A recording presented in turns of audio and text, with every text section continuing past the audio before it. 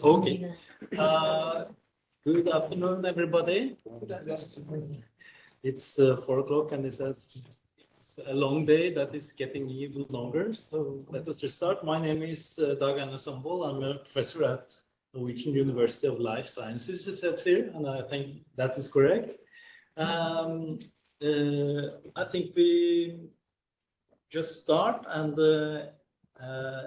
unless there are some strong opinions against it, we do that kind of 20 minutes, like being customary thus far at this conference.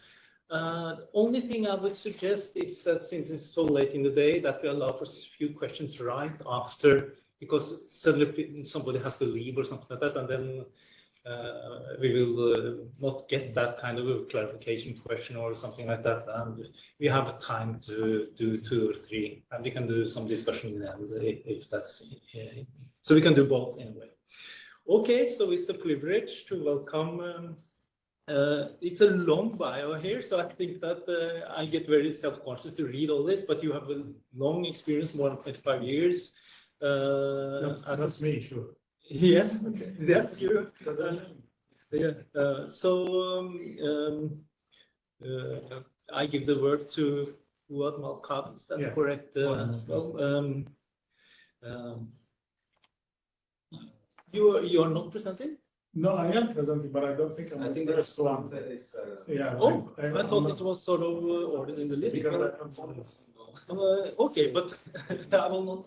It's not according to my intel. It's not according to my intel, but then we can present you double this time. I don't know. So that's okay. Yes. Okay. So you're a postdoctoral fellow at the University of Bologna. Yes, and primarily sustainable urban development. Yeah. Yeah. So. Yes, then we start with that, and then you will get a double presentation. So that's good. Yeah, I mean, I think in the list I didn't see my name in first one. That's why I didn't. Okay, because I thought it was kind of corrected thing. But okay, don't worry. I'm sorry. Yes. Okay.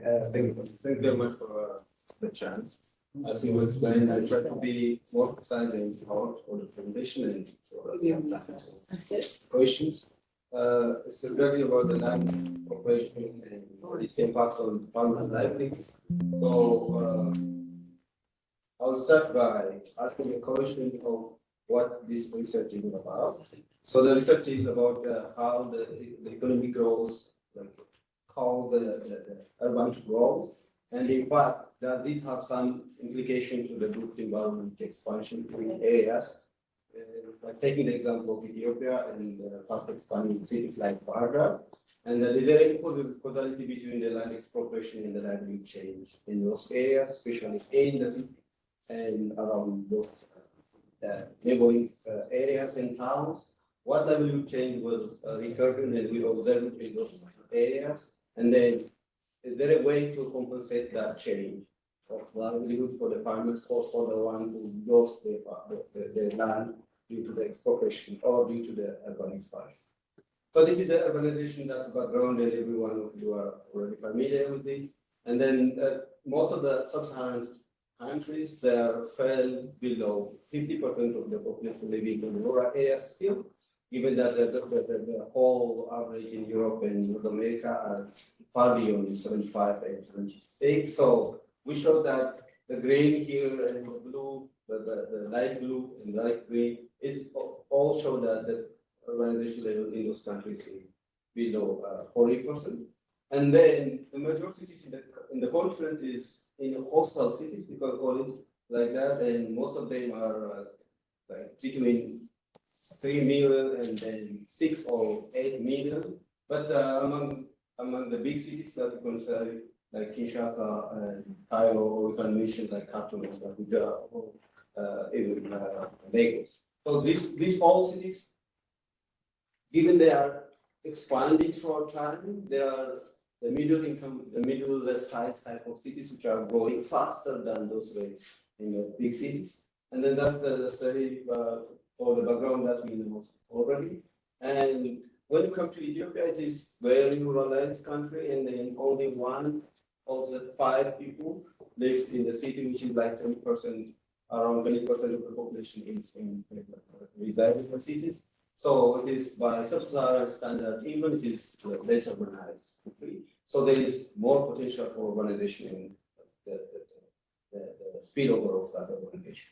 And maybe unprecedented population surge, that's, which is beyond the control and beyond the forecast of the government, is causing the faster urbanization and fast-paced urbanization in the country. Even if it's happening in recent decades, like 20 decades, you can say that because of the political region change. And one of the cities we can mention it is Bahir Dar, and Bahir Dar is among the biggest. It is a tourist city, and also the expansion in that area is because of its location. One is located to the Lake Tana region, which is the biggest city in the country, the biggest lake in the country, and also the city, quite frankly, to say that it is very young one, but the population there is like migrated from the other parts. It's not from natural population growth rate. And having this all background, what about the constitution? It says that everyone supposed to not sell his land unless he builds something on the land or makes some improvement on the land. So land is not possible to sell or to transfer to another individual unless there is some built up things on that.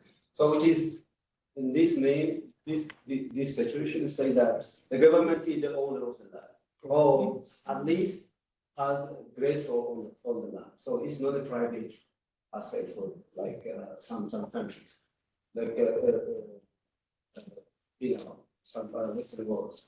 And the land expropriation proclamation that comes in 2005, it says that urban area land can be transferred from one individual to another, and it can be done by only when there is some improvement, but also the compensation has to be there, and that compensation is depend on the top-down approach from the government. It's not by the like free trade, or you can't negotiate on the price. If the government say that this is a parcel of land, multiply with this amount, and the state or the people have no say on the level of the compensation, and they don't have that concept.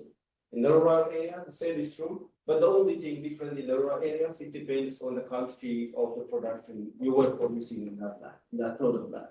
Even if the people has more issue on that, they rate like it's not enough to have only the accumulated income of 5 years. They say that it has to be 10, but it's continued like that. But the thing is, it's the top-down approach, and the landowners don't have enough amount of role on deciding the amount of compensation.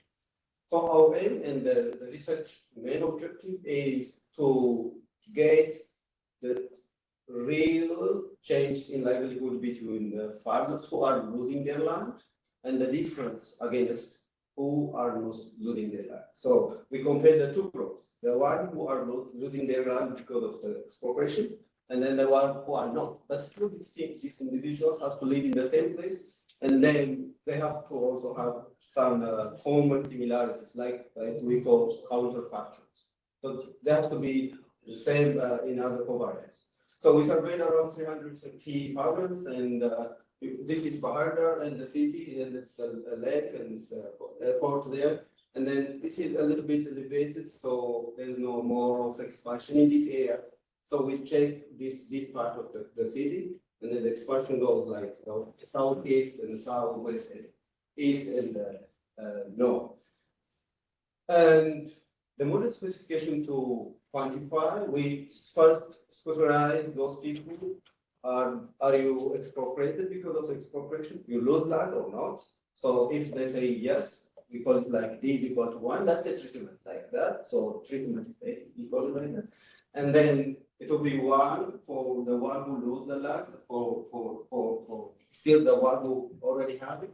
It will be 0.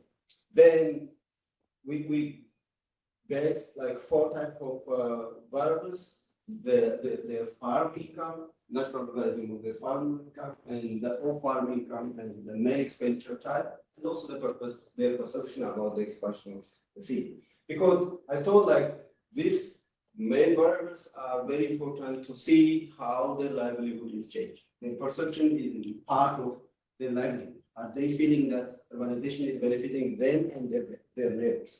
Most of the expropriated lands, we'll see in the finding, they say that no, they have like a clue and they were thinking that like the urbanization will benefit them and their children and the coming generation as well as their neighbors because of the infrastructure expansion and the education something and the public service there. But the reality was not that. So they were complaining anyway, but we will see that finding later. So the treatment effect will be change in the treatment or in different laws or magnitudes.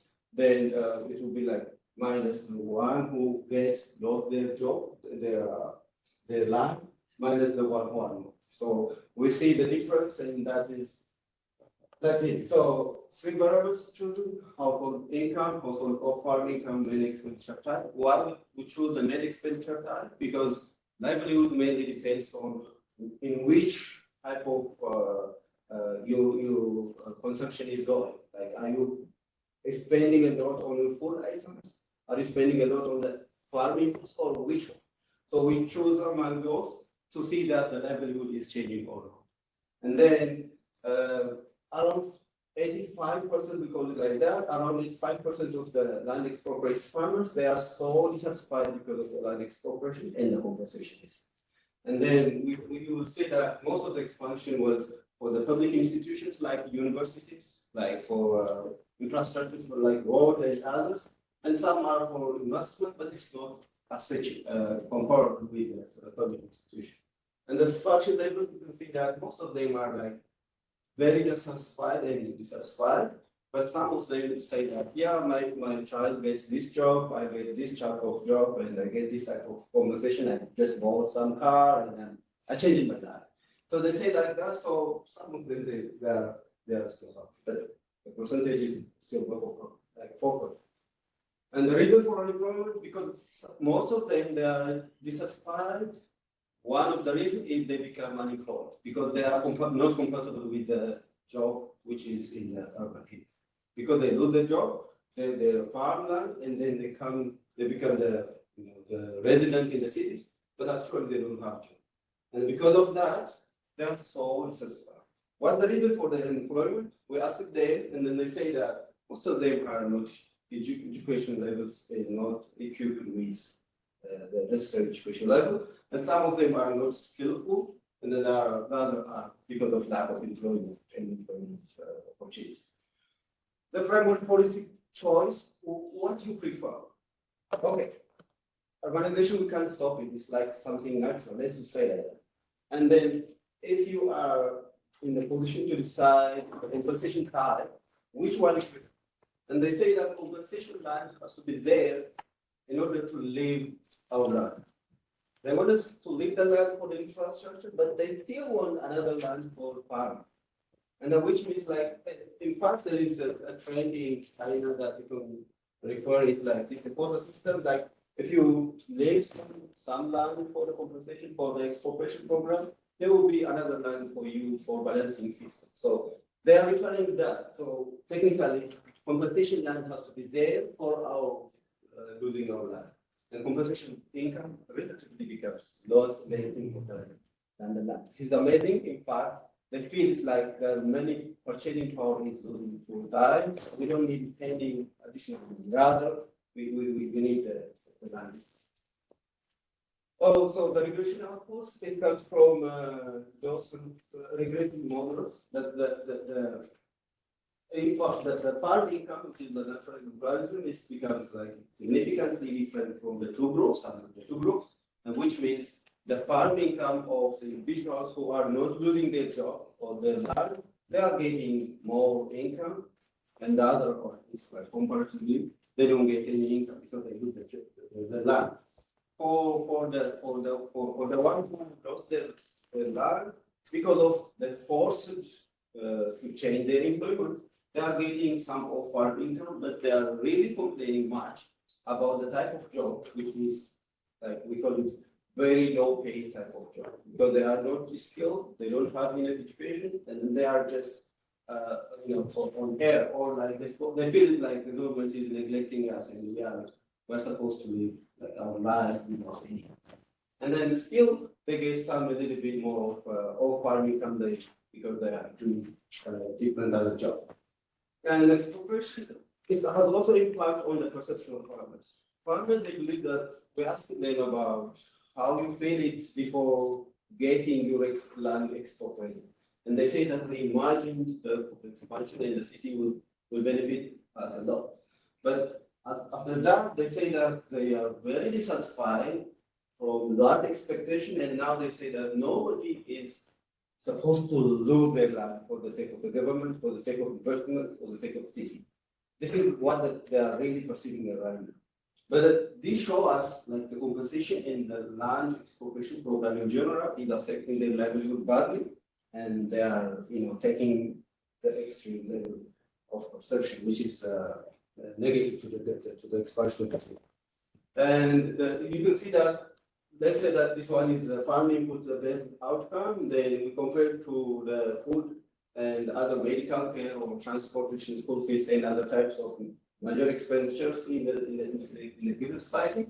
And we found that very interestingly that the food items is becoming more significant as compared to the other group because they are not producing for their food, they have to buy it, and then food items price matters a lot, and they are becoming more dependent, and even they become more urban foods than they were in the rural. So it is aggravating the poverty level, even if it is in different places. So the major takeaways from our research, compared to non-expropriated farmers, land-expropriated farmers spend more money on food items. That's general, in fact, but we verified this in that area. And farming inputs is also like increasing for the non-expropriated land owners. Due to land expropriation program, farmers' income earning sources shifted from the non-farm activities into the indicating the significance of revenue changes and transition in the area. And then land expropriated farmers are 79% more likely to be disagree that urban expansion and city expansion is benefiting the neighborhood. So they are becoming more satisfied because of the expansion in the land expropriation program. So this is the vicious circle. Let me start from the subsistence farming, which is the reality right now. Okay, so majority of rural people are skillful, they are low income, and because of the city growth and the rural-urban migration, as well as natural growth in the city, or like you can call it migration, and then the land decomposition is happening everywhere, and most likely in most middle-sized cities like Bahir Dar. And then livelihood shocks happen. And that livelihood shocks, including unemployment, that we already raised the food security issue, and also sometimes instability that goes far. And then the poverty still continue. They start from poverty in the rural area, then they come to be like another poor people, and even the worst poor people in the city. So it's overcrowded infrastructure, slums, and unrest continue in the country. So it needs the following. Unbuilt growth of cities are adding to the vicious circle of the poverty in a country like Ethiopia, where the unplanned urbanization is taking place. So there has to be some sort of urgent measure to be taken for making the growth of cities very planned. And food security is getting more worse. Like, because no one is producing it, most of the time those land taken from the farmers are fertile land. And then because of that, the productivity in agriculture is also losing, and then it's not sufficient, and also the people are not consented with that, or they are not agreed on compensation level, they are forced to waive it because they are not the owner of the land. The government has the ownership. And then they are losing all the things, and in general, the sustainability of the urbanization is going to be an equation. And finally, land expropriation programs like any other development projects, like any sort of private or corporate development programs, have to have rigorous type of impact analysis before any treatment, including those land expropriation or general land grab. Thank you very much for your attention.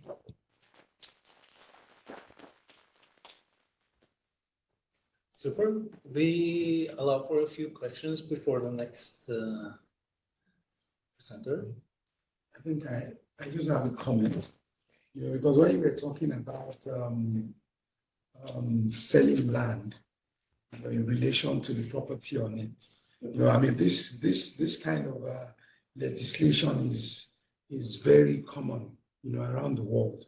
So what it means is that, I mean, maybe the governor or the government owns the land in trust for the people, but the improvement on it, which will be defined, by the regulations, is what belongs to you.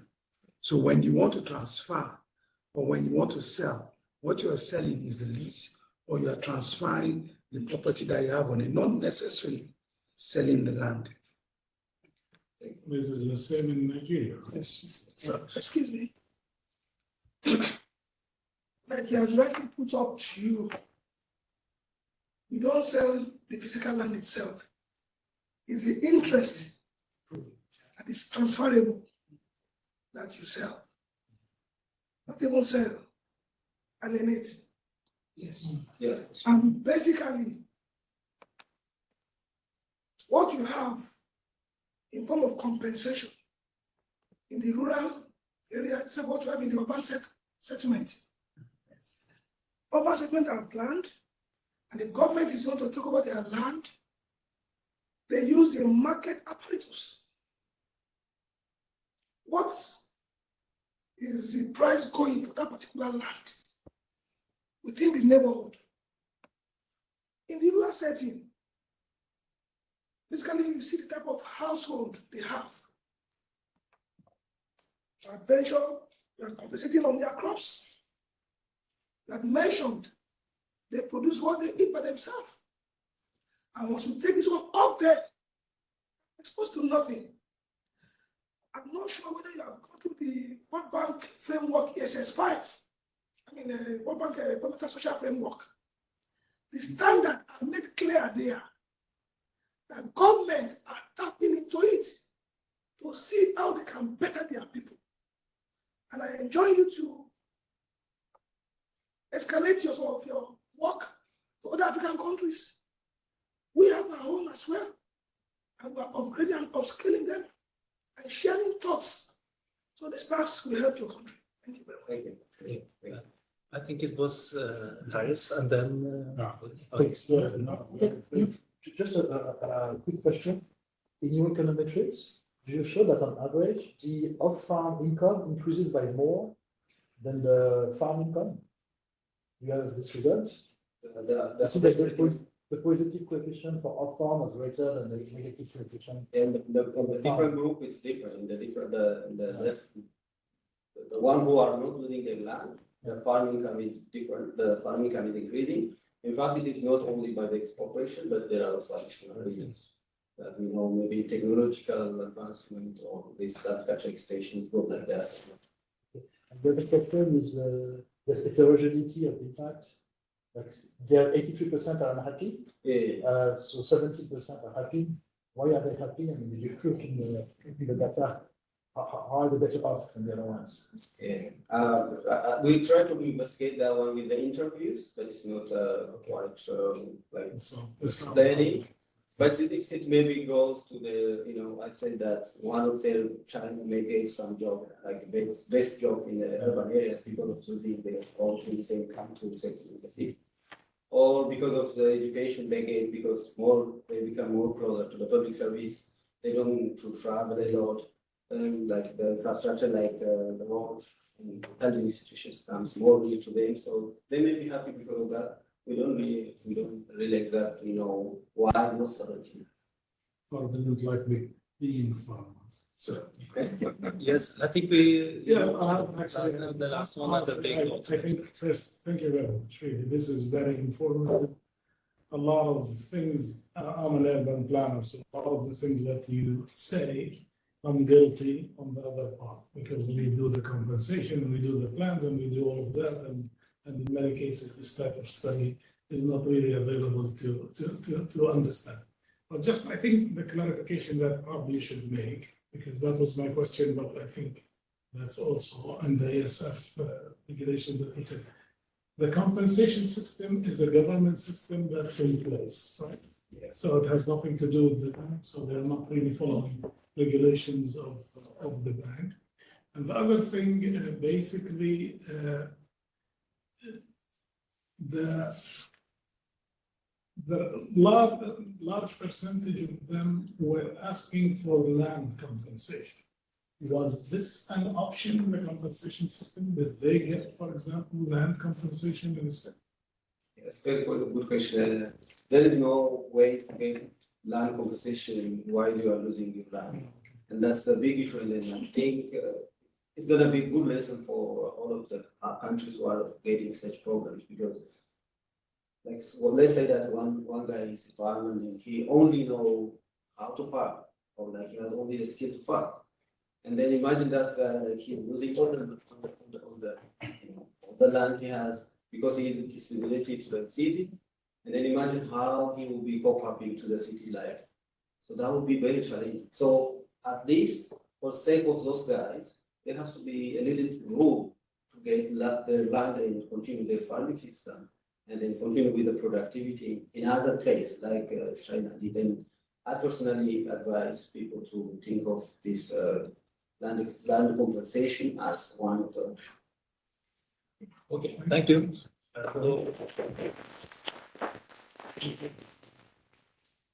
So while you order that, the next presenter is Seconds. And you are. Oh, okay. yeah. So please welcome Senior Economist Harris Sello.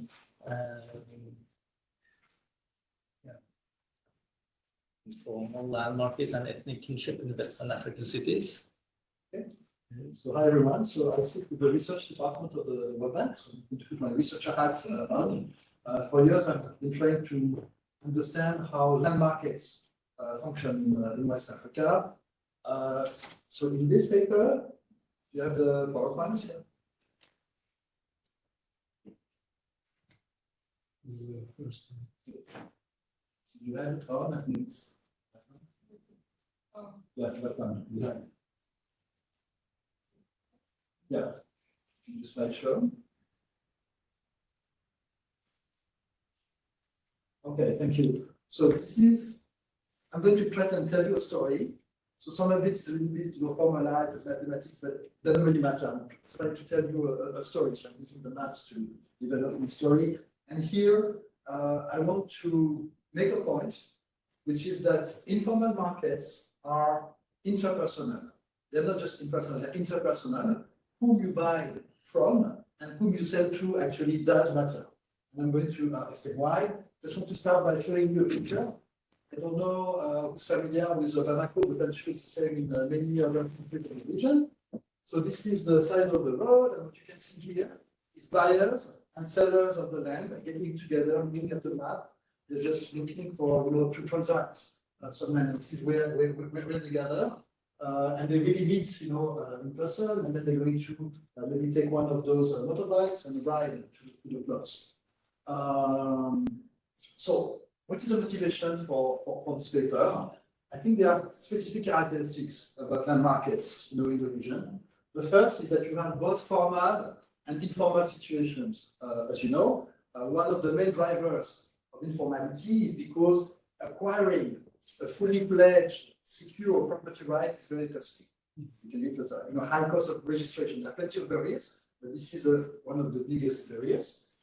Because you have informal tenure, informal plots, land tenure and security. It's really generalized. You can, buy land and then the sale is contested later on. There are multiple sales of the same plots by different people who claim to own that plot. You can be evicted. So it's really insecure. And I think what I'd like to talk about today is what we call information asymmetry. So when you are a seller of the plot, you know that your plot is insecure, but the buyer doesn't really know. So the buyer can buy a plot that's secure, that's insecure, but doesn't know. And I think that's a big problem. But how do people go, about those issues in informal land markets? And I think what is very interesting, and I'm going to argue that a lot of people actually, they want to engage in a relationship where the buyer trusts the seller. So the issue of trust is very important, and the issue of ethnic kinship actually can play a role to try and secure, those transactions, especially, in the peri area, which is very active. So this is the motivation for the paper. The question, what does this information asymmetry, imply? We're going to see to show that the economy, the city, if you want, is worse off.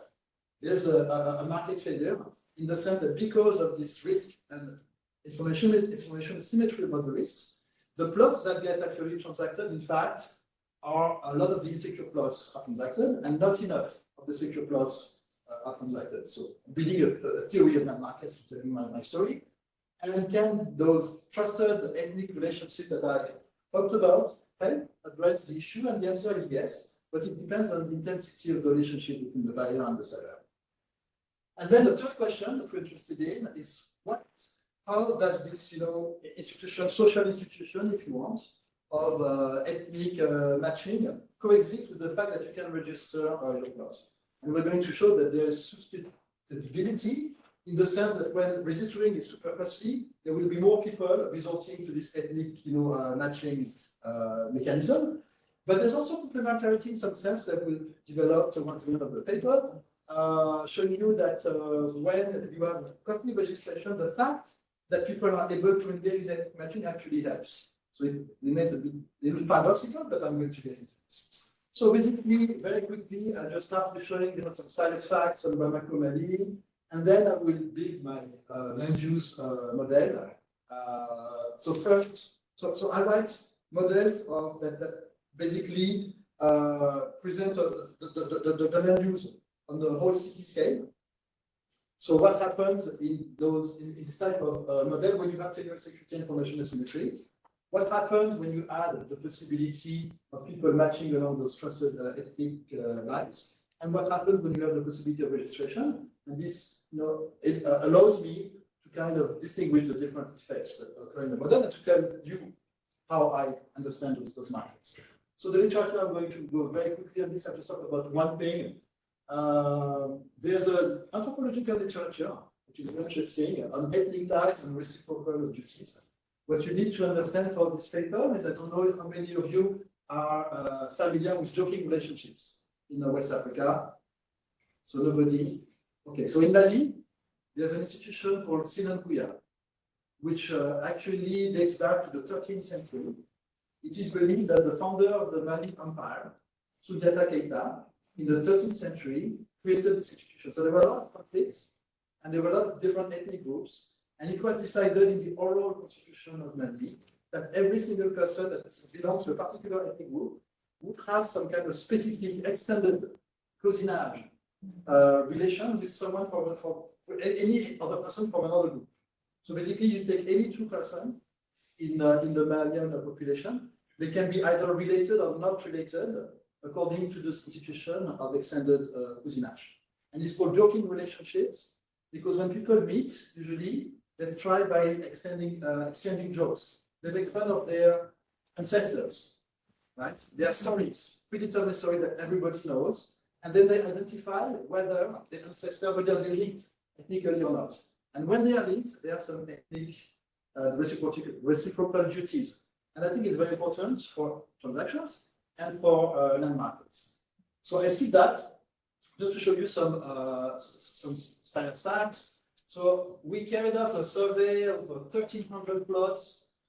This is the district of Bamako, and this is, the urban, peri-urban area, if you want. So these were the plots that we surveyed about more than 10 years ago. And we looked at the plots and who traded them, and what was the cost of the price of the transaction, whether they had, tenure security, not tenure security, etc. So just to show you the science facts, if you show here, this is distance to the city center. And here we look at plots that have been transacted. I think it was between 2009 and 2012, so over a 3-year period, that were supposed to be used for residential use and plots for agricultural use. You can see, of course, that close to the city center, up to 12 kilometers, all the transacted unbuilt, empty plots were just for residential use. And when you move away from the city center, you have a mix of plots that are transacted for agriculture and plots that are transacted for housing, residential purposes. And here we look at the share plots that are formal or informal among the residential plots, among those black plots here. And you see that, of course, the closer to the city, the greater the share of formal plots. So basically 80% of the plots that were transacted within 6 kilometers of the center of Bamako were formal. And here, when you look at about 24, 30 kilometers away from the center, the share of formal plots transacted was about 15 or 20%. So those are interesting facts. When you look at prices, so this is the price of formal plots per square meter, and this is the price of informal plots, and this is the distance to the city center, and those are averages. You can see there's a negative gradient. Of course, the further away from the center, the less acidity you get, the prices go down, and formal prices are more expensive than informal prices.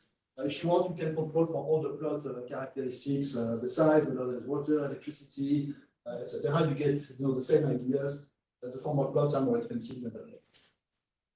So another thing that we do is that we also, in order to try to characterize those matching, according to ethnicity, we organize a little experiment. So in Bamako, every neighborhood has a social place they call a gram. In the social place, people discuss, any social issue that they encounter, and everybody participates, men, even women, actually, old people, young people. So we went to those grams all over the urban area, and then we randomly, ask people to answer our survey. And our survey is very interesting because we have those respondents that we speak from those locations, and they have a discipline, of course. For instance, one of the respondents would be Mr. Jiré. From his name, we know that he belongs to the Bozo. The Bozo, they are traditional fishermen in Mali. And then we present the respondents with fictive situations of either purchasing the land or selling the land. And this is randomly selected. So the situations are randomly drawn. You can tell me, for instance, there's a Mr. Gando who's selling the land. And we know that Mr. Gando is a Dogon because everybody knows that given the name, Gando is a Dogon, and the Bozo and the Dogon are ethnic cousins, right? According to the Sinan-Kuya relationship. But it could have been another situation where we say, oh, there's a Mr. Sako who is trying to sell the land.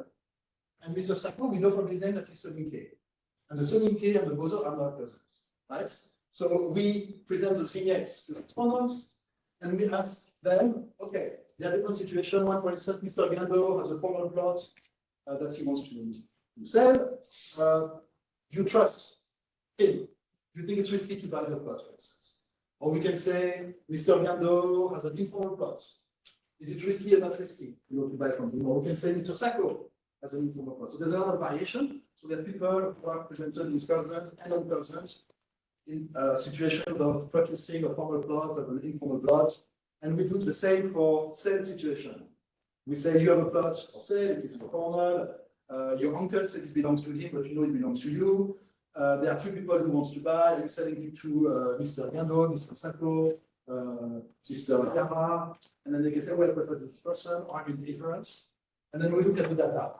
So basically, those are the fictive purchase situations. Here, there's a coefficient here. We look at the difference in risk perception if the fictive seller is your cousin or not your cousin, right? So we have a formal plot, and if the fictive seller is a cousin versus a non-cousin, there's no difference in the risk perception. Everyone believes that there's no risk because it's formal, right? Formal plots with the title are secure. Now, if you look at informal plots, basically, you think that if you buy from a cousin, you have more trust in the cousin. The plot is less likely to be risky. So people trust the cousin to buy, informal plots. And when you look at here a situation of selling an informal plot, we ask people, okay, so here are the potential sellers whom would you sell to. People prefer to sell the informal plots to their non-cousins, right?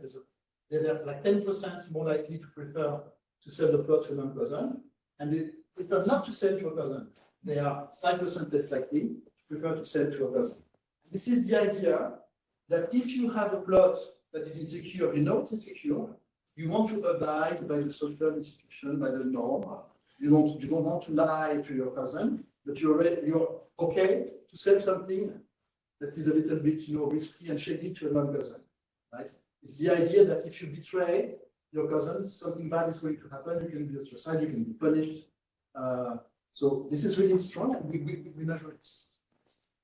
So this was just the standard facts, and now I'm going to get a little bit into the mathematics. So I apologize for the mathematics.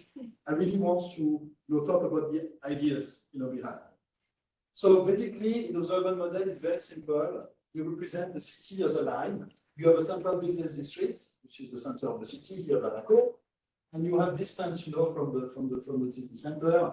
And each plot you have in each location, X, you have plots, and XA will be the end of the city where you have no more residential plots, right? And we are trying to explain how the city, comes into shape. So basically, you have people who migrate, to the city. So they have a utility in the rural area, and they come to the city in order to get a utility as much as what they would have in the rural area. So they're at least as well as in the rural area. When people buy land, they want to be close to the city center because they're going to go travel and work there. So there's tenure security. So in each plot, we assume that there's a share of risky and unrisky plots. So basically, this is a probability that you keep your plot when you buy it. When you buy a plot that is not risky, can be an informal plot, but it's not contested, you're sure it will remain on the plot. But if it is risky, the probability that you remain on the plot is huge, smaller than 1. So it's a risk of eviction, right? And they are proportion P and 1 minus P of the different types. And this is the same assumption for the city. So there's information asymmetry, like I said. People who sell the plots who are initially located there, they know about the risk, the distribution of the risk and the values, and how risky the plots are and how many risky plots there are, but the buyers don't. So basically, when you sell your plots, you make a decision whether you sell here. So, but you do that anticipating the benefits, right? You're going to sell to the highest migrant bidder for the land, or you're going to keep the plot and do agriculture. You get income from farm. And then after the transaction takes place, the security level is revealed. The buyer finds out whether he's sitting on a risky plot or not a risky plot. What is interesting is that not everybody is going to choose to sell in each location, right? You have people who have risky plot, non-risky plots, some people will sell, some people will not sell, which means that the proportion of risky plots in each location depends on the decision that people make. This is what we write here. And then the benefit of the buyer is given by, their expectation. If they participate, they get the sales price, and if they don't participate, they just get the agricultural rights. So this is basically the model. I'm going to not delve into the mathematics, but when the buyer buys the land, the buyers know that if he goes to the city, he's going to get income at the city center. He's going to travel to the city center, and then he's going to purchase the land. There's a probability that he will keep the land. And if he loses the land because he bought an insecure plot and ended up evicted, he will go back to the rural area, but he loses his money, right? So this is the expected utility, and then this is how much they bid for the land. So basically, we solve the whole model, and we have an equilibrium, which I can show you. This is a representation of the city structure. So this is your distance from the city, and those are the land prices, right? So basically, you have those decreasing land prices with distance to the city, and the slope is related to the risks of the plots, the proportion of risky plots, and the end of the city is given by this formula, which tells you that when there are lots of risky plots and when the plots are very risky, the size of the city is smaller. So basically, there's something bad that happens because of risk and because of information asymmetry. Then here we look mathematical terms at the surplus, the welfare, in the whole economy. We show that the fact that you have information asymmetry is bad because it reduces the space over which the secure plots are transacted, and it increases the space over which the insecure plots are transacted. So not too many insecure plots are traded and not enough secure plots. So basically what happens when you add ethnic matching, this is how this functions. Migrants can be cousins or non-cousins, and then owners can decide whether they sell to an ethnic cousin or a non-cousin. If you sell to an ethnic cousin, but it's in a risky plot, you will incur a penalty, like a social penalty. You will be punished. And then we solve the equilibrium again. We get a different city structure like this. Here we have the example where the social penalty is small, but it's still positive. So the institution exists, but it's not like super strong. In that configuration, all the plots are sold only to the ethnic cousins because the penalty is not so great, so you can still sell an insecure plot to a cousin. And this is the structure of the city with different zones. Here all the plots are transacted. Here both risky and non-risky plots are transacted, and here only the non-risky plots are transacted. So we have this structure of the city. We show that the institution, actually the possibility of ethnic matching makes society better off in general. And the intuition is that when cousinage is very high, actually, there's complete sorting of the secure plots between cousins and the insecure plots to non-cousins, in fact. So this allows to fully address information asymmetry. So the institution itself is capable of fully addressing the information. If it is very strong, it is likely to be not too strong. So the punishment is not so strong and sorting is incomplete. So you still have an economy that is not optimal, but it's a little bit better off thanks to this social institution.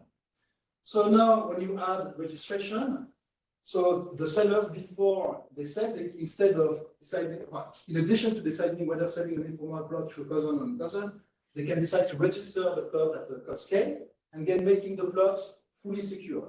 So when the plot is fully secure, they have a formal, unique formal price. So you have a price when you sell an informal plot to a cousin, a price when you sell an informal plot to a non-cousin, and a fully formal price. So we consider the likely case where the registration costs are very high.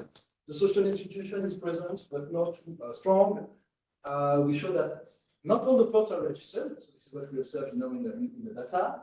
And there's transaction of informal plots between cousins. So basically, we have the same type of city structure.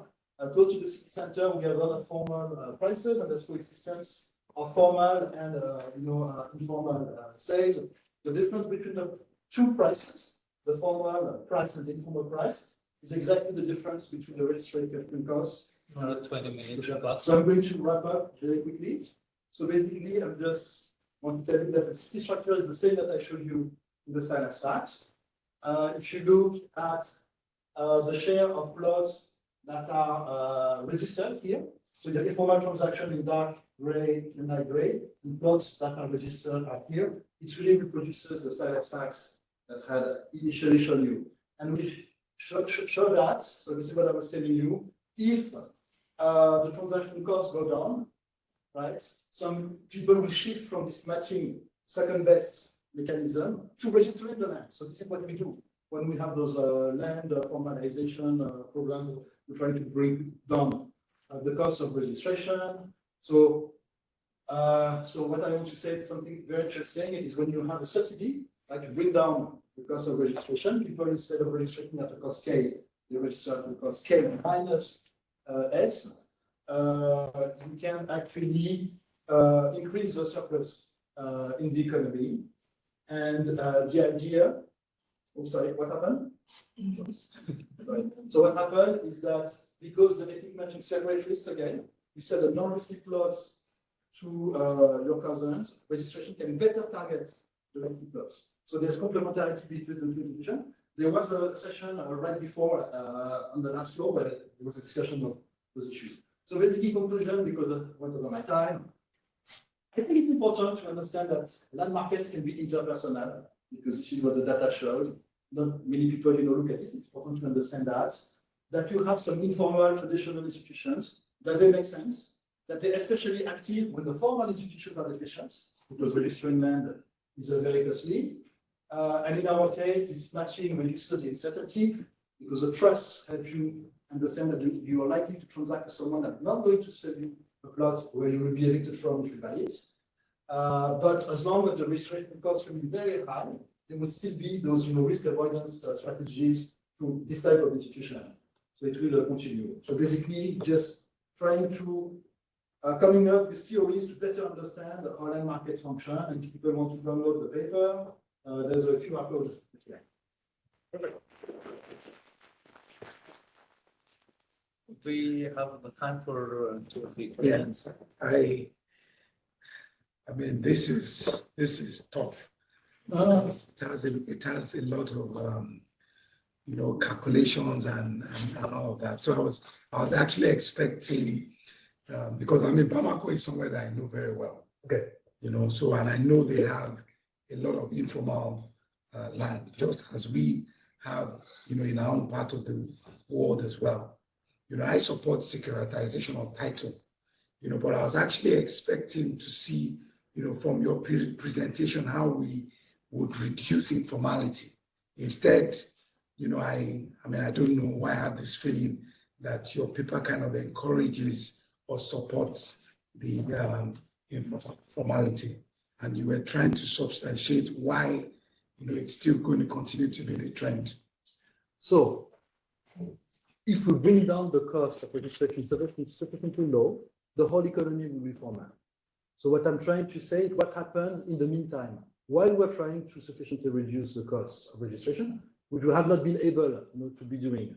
So I think as long as our programs do not manage to really provide affordable registration, this is what's going to happen. And the message here is that, okay, there are those arrangements, but they should not be, forced. People find ways of reducing the risk. I'm just telling what happens between now and whenever we manage to sufficiently reduce the cost of registration. So it's a long-term objective. Well, you've not told me or told us on this table how, because except you're saying that we should make it free, because the moment you try to formalize land and have secure title, you have something, then, the issue of payment to government then comes in. Except if you're saying we should make it free, because you haven't told me how it's going to be done. How we're going to reduce. You said we should reduce it, but how? Yeah. So, okay, look, those are all the land administration programs that the bank is involved in and others are involved in. First, the cadasters are not exhaustive. So there are plenty of places that they do not cover. Then many of them, they are not computerized. So it's on, paper documentation, it's, costly and difficult to maintain. It's non-transparent, so people do not have access to the information. So nobody knows exactly. It favors the multiple sales, the multiple issuance of titles, which make them, insecure. So basically, it's about governance, issue in the land administration, making the process transparent, affordable, and available, basically to all. We can talk about all the barriers, and there are plenty of barriers. But this is how, we could talk about how to have land administration, projects that are efficient and that work. And I think that Klaus in the first day mentioned about the Rwanda example, about how they were able to bring the unit cost of registration to $6, but it's really not the case in Bamako yet, right? It requires long-term, investments with political will and coordination of the land, all the agents that work for the land administration, whether it's the cadastre and all the different professions that are involved, the notaries, the surveyors. Everyone has to work together to make the system, work. It's difficult. We are trying. The bank is trying, and it's a really long-term endeavor. I don't know if I've answered your question.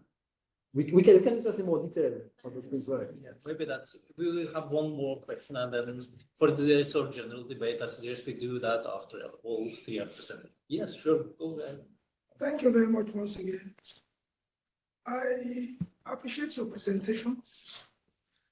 And in sub-Saharan African countries, when it comes to the issue of land ownership, there's affinity between the people and the land.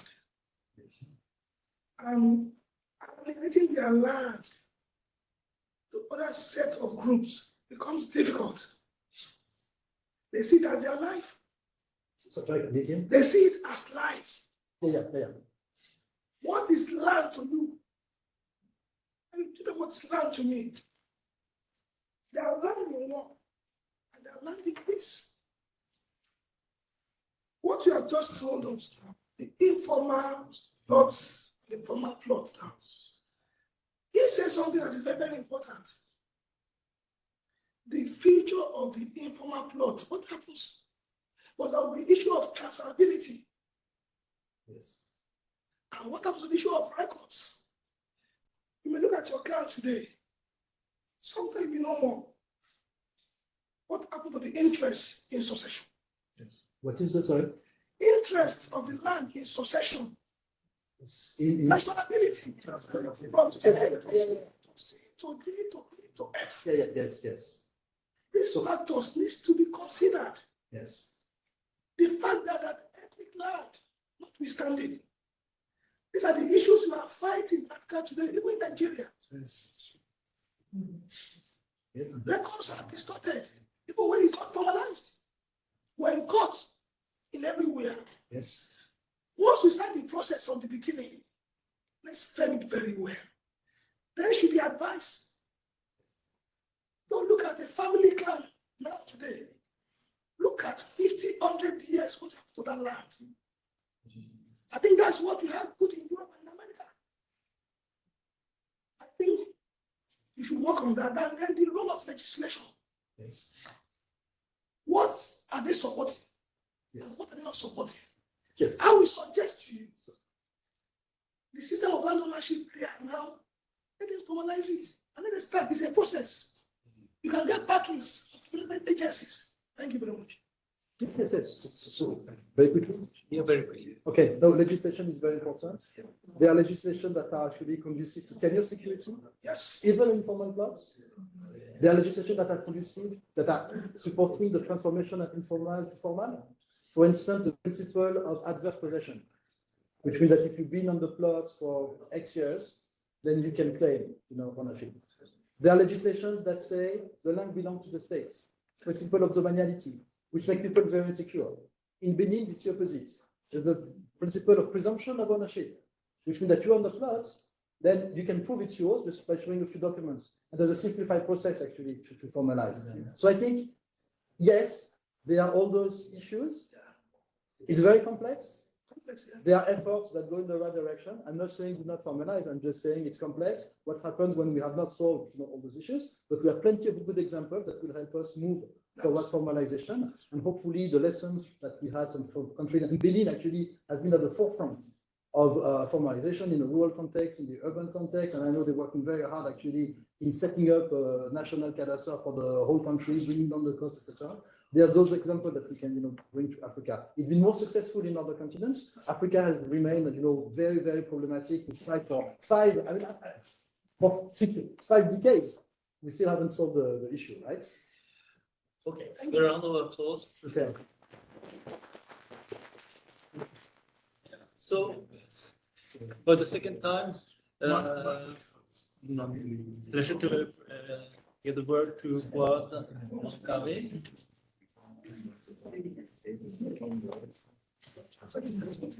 There were a lot of math, maybe they need a half-hour break and break. That's what I apologize.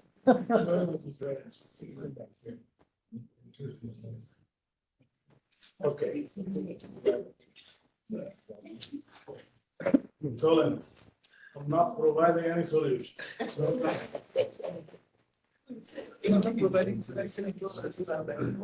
Okay. Solutions.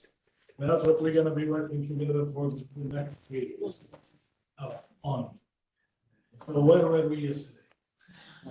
50, I think more than 50% of the room were yesterday with us. They're our counterparts from Nigeria.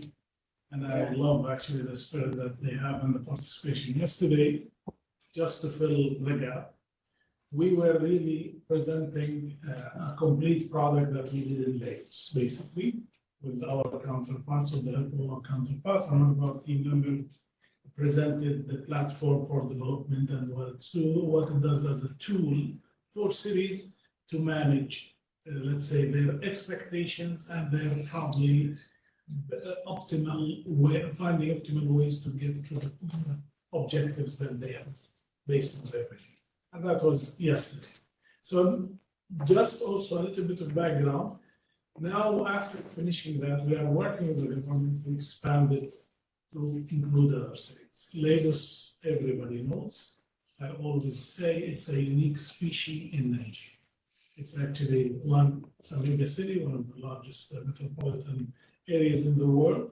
And the next city comes after that is Kano, which is like about 3.5 million people. So we're talking about, it depends to whom you talk.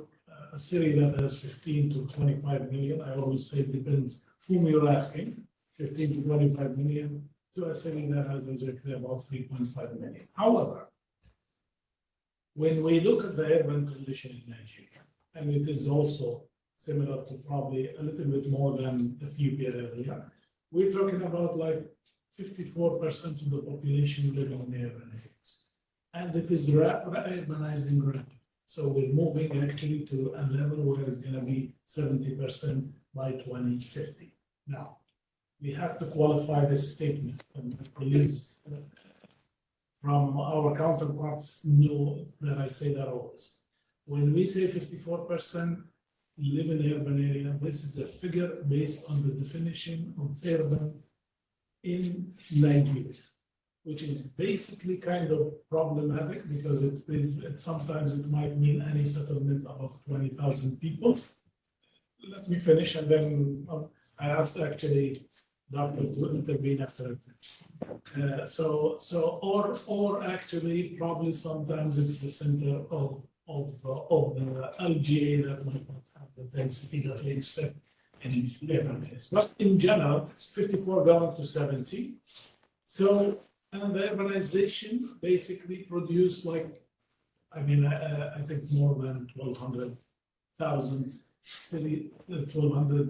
cities in the whole country, with about 19 cities plus Lagos, above 1 million people living in about 34 cities with more than 500,000. So when we talk about urban, we really talk about these large areas, and actually we are trying somehow to get to the idea of really answering one question: how we can help these cities improve their livability. I decided not to show the graph for livability because yesterday we spent a long time, I think, talking about that, basically. But actually, the major metropolitan areas rank low on basically quality of life indices and high on density. So, but as you can see, the urban condition, the country is moving toward basically becoming 70% urban, and no one can deny that major cities are contributing to the GDP, to the economy, and they have actually a role to play in that. However, basically, we have to qualify that they are not living or they're not optimizing their economic potential, and that's what we probably showed in Lagos yesterday. Of course, the rapid growth of cities has significantly outpaced built up growth, which meant lots of informality in these cities. We can debate the number, but we can easily say more than 50% in most cities are actually informal, and they reach probably 70% in places like Lagos. And we discussed yesterday why this condition is there, because Lagos is attractive and there isn't enough, let's say, formal places for people to live. And as you can see, the growth is rapid and it's actually moving at a fast pace in most of these cities. So they're growing, they're sprawling, and they're actually occupying large vulnerable areas or flood-prone areas in their growth. Our colleagues from GFDRR have helped us in really develop mapping on where actually the growth is taking place through their city scans, which is an amazing tool I love. And we can see actually that some of them, like in Benin, which is one of the major cities, basically 48% of the densest settlements are exposed to both river and rainwater flood. Growth or sprawl is associated with many problems. Our original work is really on these problems. We are working on the infrastructure, what this means infrastructure in these cities.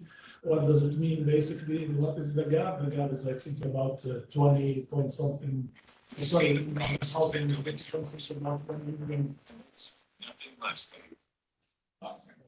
than. It sounds more interesting than so more than 20 million, for example, housing units are needed in Nigeria. Lagos alone needs about 3.3 million, basically. And the deficiency in housing, in infrastructure, the gap in infrastructure is huge. So we're not talking today about that because that's my favorite topic. So the team told me, stop talking about that. You need to say something about really other challenges. So when we look at that sprawl and the effect of sprawl on livelihood, we start thinking, what are the key factors can that more or less could cause the sprawl, and what are the constraints that may prevent proper, basically, growth within these cities in general? In general, among the cities, the ineffective planning system is a problem. And I always say, Lagos is advancing on that. And that's why I asked them after I finished, please say a couple of words, but they're doing something. So the ineffective urban planning system is one of the key issues. So for example, if you talk to most cities, if you ask them, do you have a master plan? Yes, we do. It's 1974 Maxwell plan. Maxwell plan most Nigerians. And I wrote a chapter in one of my researches in the past on Maxwell, basically. So plans are almost obsolete, basically most of them, with the exception of few, which either like Lagos and I think Kaduna was the one that started now the effort to do their plan. So a few cities now are catching up in order to update their plans. Still, there is a problem in the system because plans are created for local governments at the local government level, unless there is a coordination by the state, then two adjacent local governments have separate plans. Similarly, basically, before we get to the land, institutional constraints with respect to the urban governance and finance.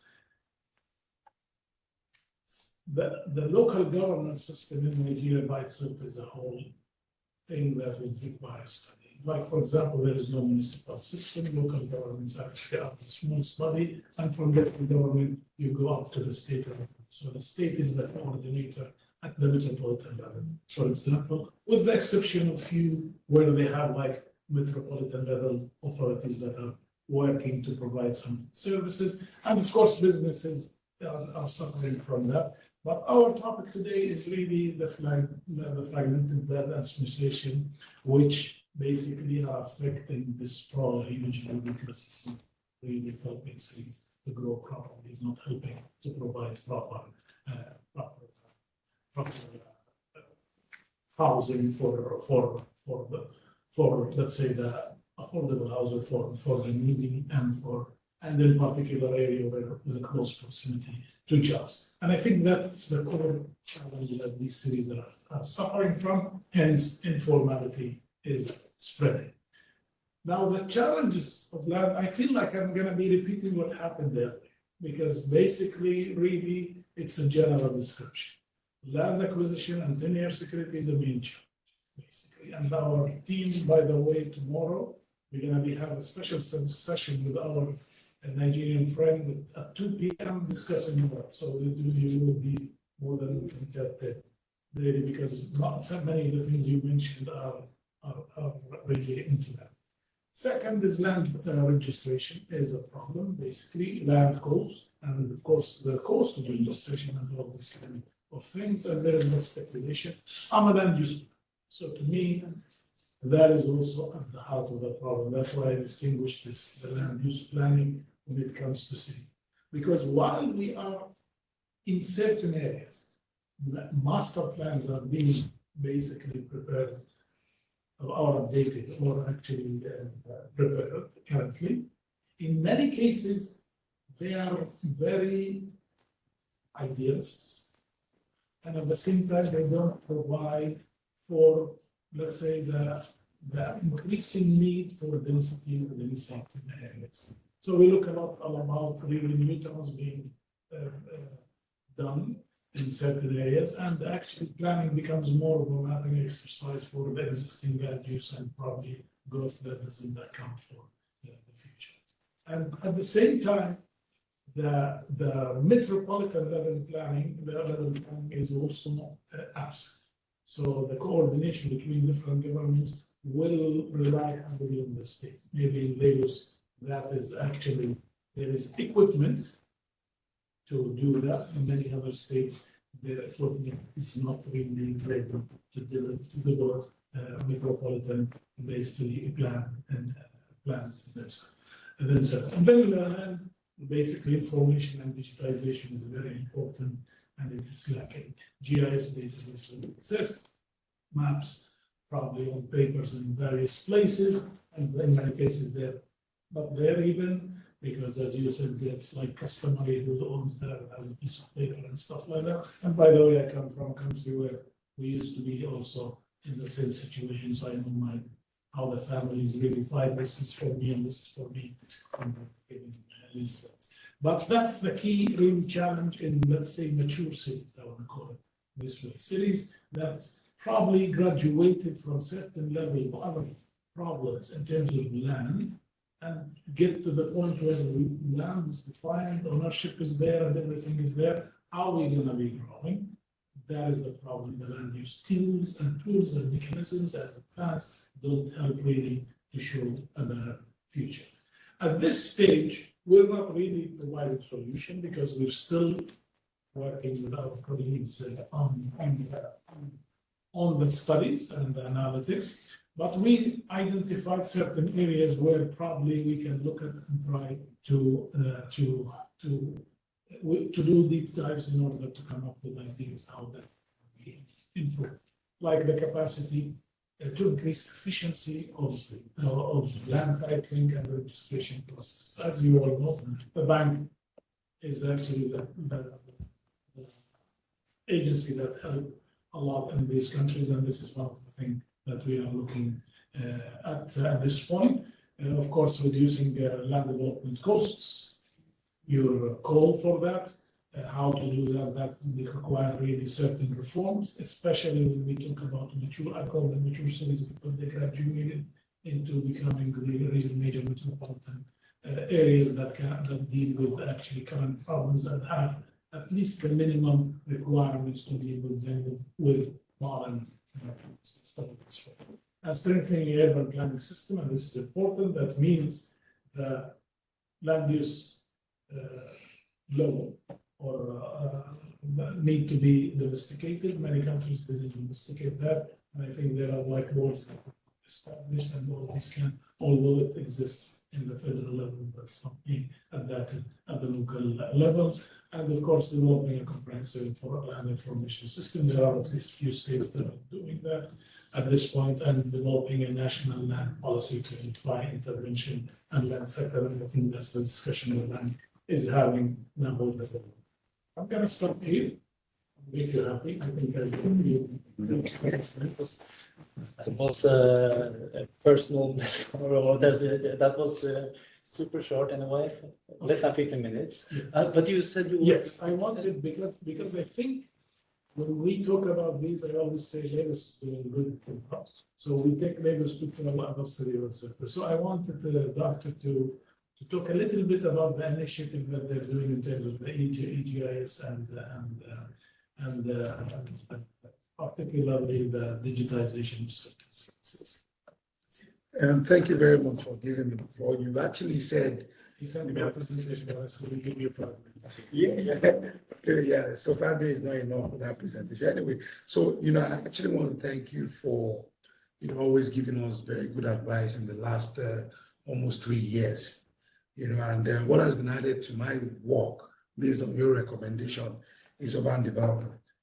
So, two things that I need to just address. You know, Fox et al. They say that an urban area has about 20,000 inhabitants. You know, but the Constitution of the Federal Republic of Nigeria, I mean, I'm sure the permanent secretary is here, so they can correct me if I'm wrong, still talks about 5,000. And, you know, as an urban area. So in Lagos, you have the Latif Jatode Declaration of so many years ago that says, you know, every area in Lagos is an urban area, because obviously we have more than 5,000 or even 20,000 according to Fox et al. If we're using the African standard, in Africa, it's 10,000. You know, so why am I saying all this? Even yesterday, you know, we talked about informal settlements, you know, the regularizing it or even having some regulations around it. You've talked about some of those things right now. So when you take Lagos as a case study, you know, one of the things that we were discussing, because we had a state executive council meeting today that I had to join by virtually, and I was discussing with my colleague, the executive secretary Lands, and one of the things that we talked about, you know, is the amnesty program that is ongoing. We're trying to find a way of regularizing land in Lagos, you know, starting with you having an approval and we threatening. I mean, just permit me to use that word, that if you don't have a building approval, then you run the risk of having your property demolished. That's not the intention. I can say it on this table, but it is to try to bring more people, you know, to regularize their land. And, you know, the speaker that had spoken earlier, you know, when he was talking, I mean, so he was just talking about, you know, informal land versus formal land, you know. So the amnesty program has been introduced because, I mean, we know that in the land registry of Lagos, you know, we have less than 500,000 properties registered. And with the digitization that we're doing, you know, which, I mean, you've been studying for a while now, from the orthophoto that we have been able to gather, you see over 5 million properties. So if you take 500,000 in the land registry compared to 5 million, that's like 10%. And then, sorry? It's not up with 10%. So, and then somebody recently wrote an article and said 94% of the properties in Lagos have no titles and have no approval. You know, that is alarming, you know, which is one of the reasons why, you know, the computerization of the land cadastre now becomes very important.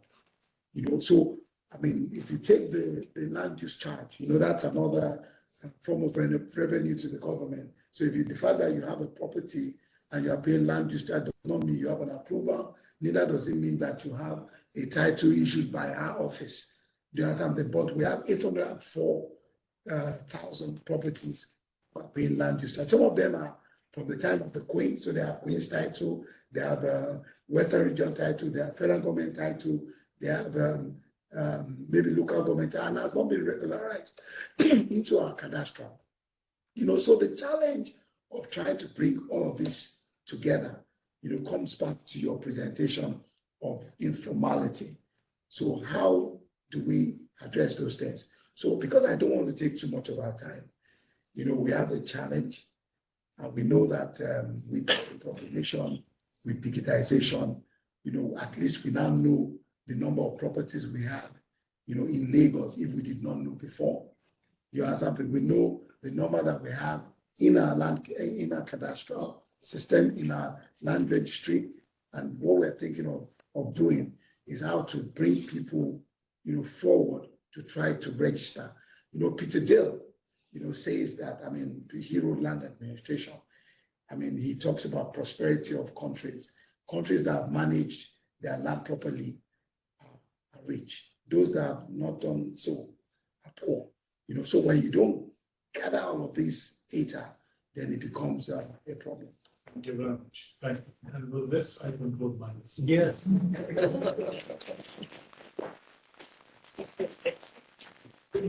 Timing of both of you is so open for questions now. Mine is not a question per se, but to bring out something from what has been presented. we discussed on these things, you guys yesterday, that first and foremost, Lagos was given a special status. Lagos State was created in 1967. By 1991, the seat of government changed to the Federal Capital Territory. By 1999, we started democracy in Nigeria. People moved to the city center, but Lagos still sees population increase per se, and it has affected the infrastructure and their policies has never really been effective on those people there. Government is spending money in Lagos, but yet we're not seeing it well because of the population. Talking about sprawl now. That is on one hand. We as the federal government have developed a zero document on national land policy, which we are redusting now. And thank God our reverend is here, who worked on some of this document as well too. So that we can look at all of these challenges and come to a round table, just like you have advised, and see how we can better the lot of our people through this policy. And we're still going to escalate it to you again, because I think you are part of some of this document. I'm talking about the national land reform issue. The officer is on it as well as we speak, which we have involved the World Bank, and now we are escalating to all other states, so they can be on this document we are bringing to forward. So, Collins, I think the point is clear because it was raised yesterday as well, but it's very clear. I mean, basically, I think what we're trying to do, and I think what my colleagues were trying to do, is to point the issues and the current challenges. Basically, yesterday there was a lot of discussion how the different cities and how they compare to each other. So these current challenges were born based on a lot of historical events. Lagos is in 1967, Abuja is 1983, Abuja was planned, Lagos grew. I think the key thing that we're trying to do here is really to analyze what we see and really try to see how we can move forward. Exactly. So the land policy is a good start. But actually, if it's not domesticated at the state level, it's not going to do anything. Exactly. Because we know that Nigeria is a federal, basically, country with powerful states. Exactly. Basically. So we know that actually Lagos is kind of an independent country.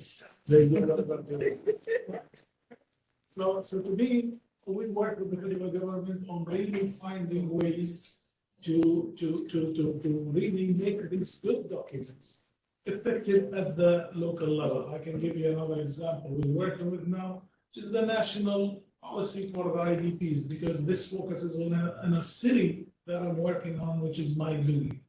And we are trying to convince the state to adapt it because it's a public policy vetted by every international organization and it solves a lot of problems.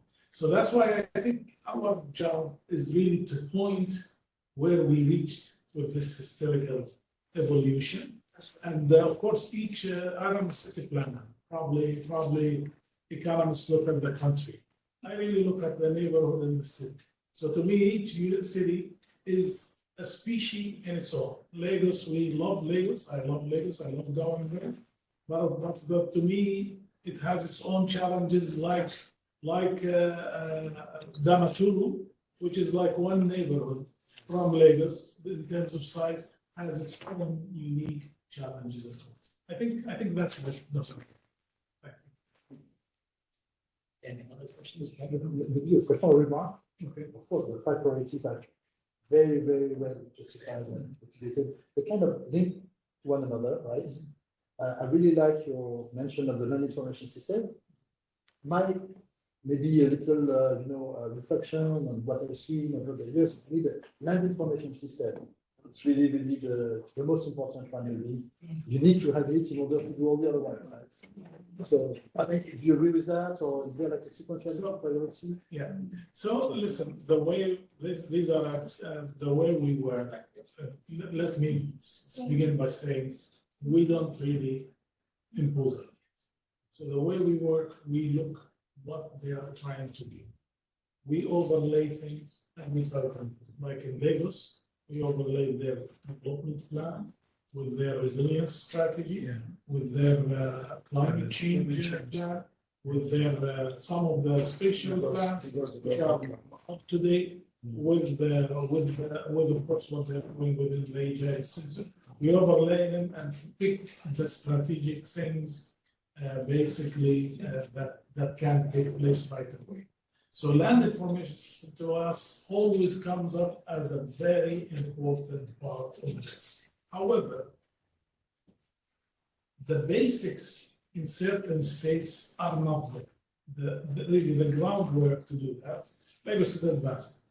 But if you go to Damaturu, to Ethiopia, as an example, which is one of the distressed states, they don't have the basic to do that. There are like much more urgent needs that we need to deal with in order for it to get to the mechanism. I think a lot of the first presentation, a lot of the things that he was mentioning about Ethiopia is probably can be really looked at in states like Ethiopia and other states, because over there, that is the challenge and that is the region that they're dealing with. But if we talk about the 5 metropolitan area, yes, this is number one. The geographic, basically, information system and digitizing actually their database is number one also, because that solves or will contribute to the solution of one of the much bigger problems, which is the weak on source revenues. Valuation for taxes and for properties of number. Yes, the answer in simple words, yes, it is a top priority. More questions? While you think about that, I was notified that there are free drinks in the 13th floor. So it's possible to continue the debate there, sort of a more animated style. But thank you to presenters, thank you all.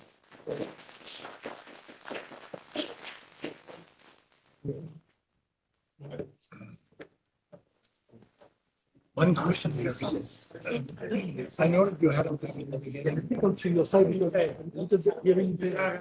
So I know exactly. We haven't seen it. Oh, okay. My wife will take it to your device, but another chance. Yeah, It's good. It comes out, it's sort of a magic say, because when I practice and then it was 3. And now it turns out that the 4 presenters have come. Okay. So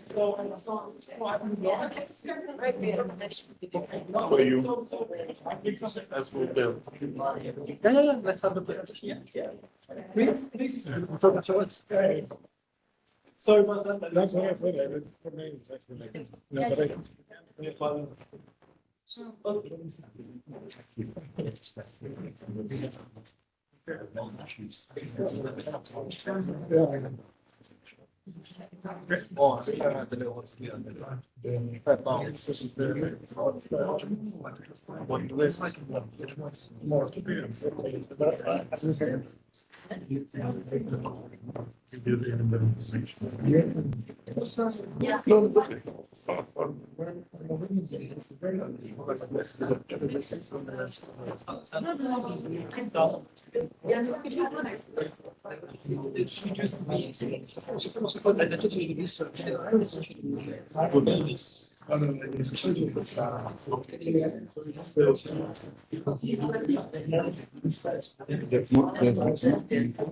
It's a side event. yeah. And it is the life jacket.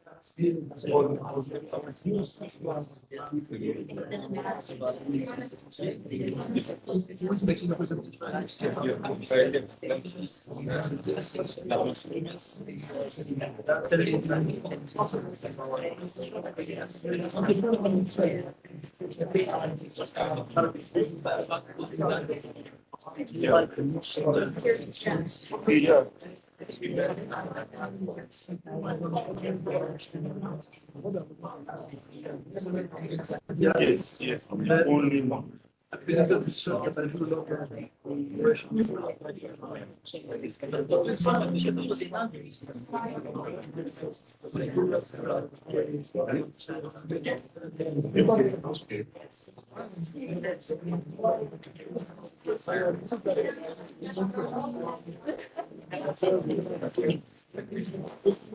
Excuse me, I'm sorry for sort of with Greeks, I think that sort of almost scheduled again, but it's my pleasure to introduce Ina Shervani, climate change, urban expansion, and food production.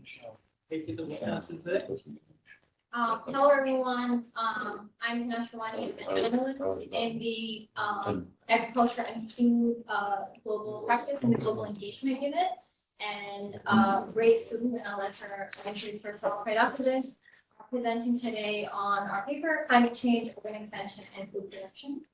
Hi everyone, my name is Ray Su, and I'm in the City Resilience Program in the GFDR, Global Facility for Disaster Reduction and Recovery. We also have in the room today the lead co-author for this work, Felipe Dizon, who is a senior economist, also in agriculture and food global practice. So we can push the difficult questions to him as they come. In today's presentation, we will essentially explore how urban expansion, including in peri-urban areas, intersects with agricultural productivity under different climate change scenarios, and how this interaction will likely influence global and regional food security up to 2100.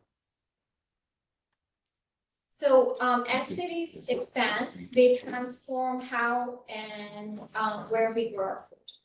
Urban growth pushes into fertile lands, altering agricultural landscapes and increasing the demand for food.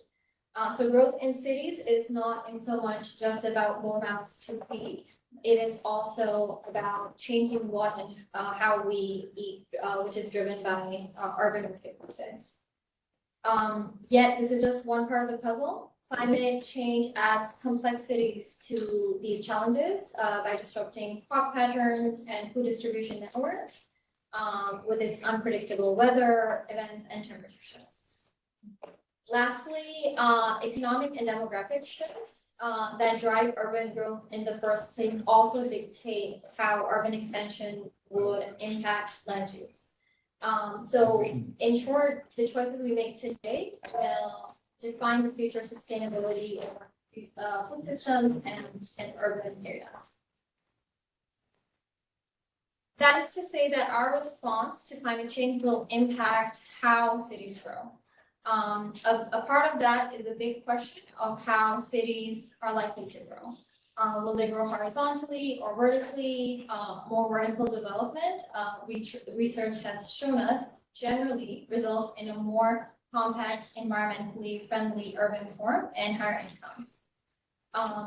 But how do we know how we will respond to climate change? Now, there are different ways how we can respond to climate change in the future. One way to measure this is that we have modeled our possible responses to climate change challenges in the future, and those are through the 5 shared socioeconomic pathways, also known as the SSPs. The SSPs are part of a new scenario framework established by the climate change research community that can facilitate an analysis of future climate impacts, vulnerabilities, mitigation, and adaptation strategies. These scenarios are driven by population and education, urbanization, and GDP per capita. I won't, in interest of time, I won't go into detail into each of these pathways, but what I want to emphasize is to see that at one end of this pathway, which is the first scenario, SSP1, sustainability, taking the green road with has low challenges to adaptation and mitigation. And now on this is the best case scenario. On the slightly other end to this scenario, labeled in red at the end, the fossil fuel development. Under this largely bad scenario, there will be really high challenges to mitigation and low challenges to adaptation. If you look at the figure to your right, and you see that what this figure is saying is that if you follow the largely bad scenario, which is the SSP5 in red, in the next 9 years or so, the cities are likely to horizontally grow over time. And in this largely bad scenario, we see that cities are likely to grow exponentially and dramatically expand in the future. This brings us to our next point, that urban expansion or how cities grow can impact crops and livestock we produce across the globe. We know a few things that we want to set as background. Prior research shows us that urban expansion is going to occur predominantly in cropland that is twice as more productive than the average. Secondly, we know that the cities will sprawl into rich agriculture zones, and they're likely to see substantial reductions in the production of major cereal crops such as rice, maize, and wheat. Overall, this decline in all crops would be as high as 4% globally, which is the equivalent of 1.39 billion people food needs. These figures show the implication of urban expansion in the future on food security. Lastly, we see that there are severe differences in how this would impact certain regions. For example, crop losses in Africa could reach as high as 90%, while Asia would see declines of up to 6%. This also shows that different areas need a balance between local planning as well as global evidence on urban development and agricultural sustainability. So the core objective of our research, as outlined in this slide, is to analyze the impact of urban growth on food production under the climate scenarios defined by the SSPs, and determine how these interactions would affect global food security. And this is not just about quantifying how much land we lose to urbanization, but it is also about understanding the need for urban and agricultural planning to ensure that we can maintain balanced food security as well as agricultural productivity. I'll just quickly go over some key contributions of our research. So we do aim to quantify the link between urban expansion and food production under the climate scenarios. As I mentioned, we have a comprehensive list of food items, which are defined by 7 crop groups: vegetables, fruits, cereals, sugar, oil, and pulses, and 8 types of livestock, which includes chicken, dog, pig, buffalo, horse, goat, sheep, and cattle. We also assess these impacts on regional and city level, the segregation, which Ray will get into a bit more detail, as well as we look at the grid level correlations to see how projected urban expansion is likely to go into highly productive areas with higher crop and livestock production, and under what climate scenarios is that more likely going to happen. So I'll pass it to Ray for talking a bit more about process. Yeah, so I'll first get into some of the data sources that we're using as well as our methodology. So for data sources, we use 3 global data sets. One focusing on built-up projections. So we use this data set from Chen et al., a journal article that outlines, based on the SSP scenarios and the urban land projections that's provided by the SSP baselines, it spatializes where the built-up areas are going to expand in the future globally at a 1 kilometer resolution up to the year 2100. And for crop and livestock, we use we also use global data sets that's both 10-kilometer resolution. So as Tina mentioned before, for the crop data set, it covers 42 crops, which we grouped in 8 groups. And for the graded livestock of the world, it also has 8 different types of livestock at 10-kilometer resolution. So with these data sets, first of all, we need to kind of align them in order to match where the urban expansion is going to occur with where the crop and livestock production is currently existing. So this is a diagram that illustrates what we do with the different data set with their different resolutions to make sure that they match up. And I just wanted to also walk through some key assumptions that we're operating on. So first one is that we assume that urban expansion is going to have a significant impact on agricultural production. So basically, when there's one place that we observe potential future urban expansion, then we assume losses to crop and livestock production at that same place. And also, we are not assuming further expansion of agriculture. So I understand that this is kind of a bold assumption, but simply because we are, this is the data sets that we're operating with. And so we just wanted to have some high level understanding of the potential impacts of urban expansion on the current agricultural production. And the next assumption that we're also operating on is that in some areas of the world, particularly in some developed countries, we also see potential urban contraction. So while urban areas are predominantly expanding in most parts of the world, there are some places where cities are shrinking. But in this case, we assume that this kind of urban shrinkage does not replenish the agricultural land. So these are the key assumptions that we're working with. And I just want to also note first that we're focusing on the broad magnitudes and directions of this overall trend rather than very specific numbers, because these are global data sets that we're working with, and that necessarily entails a lot of approximations.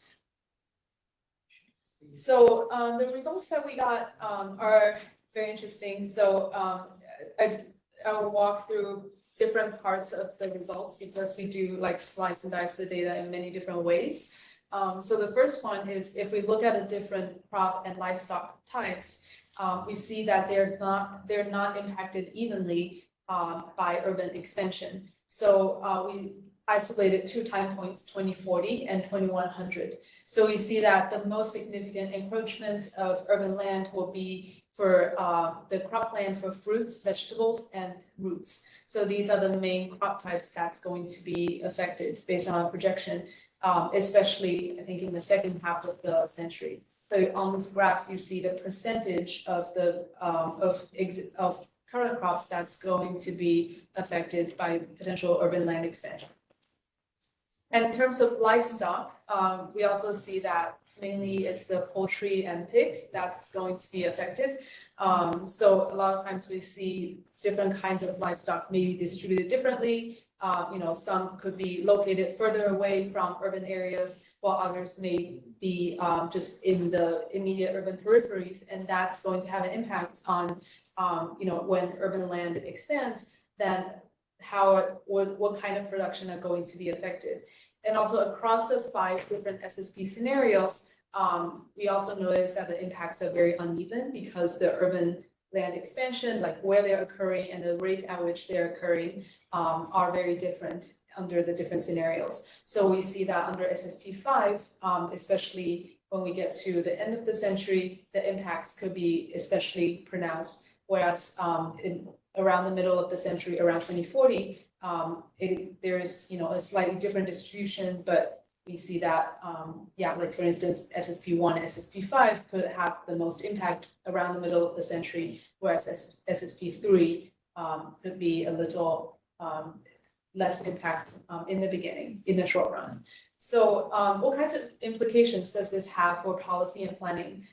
So first, we think that these kinds of projections could inform urban planning and agricultural policies to mitigate the negative impacts on critical food producing areas. And as some presenters have pointed out earlier, there is as farmers get displaced, or get relocated due to urban expansion, that's going to have an impact on food security, for both urban and rural residents.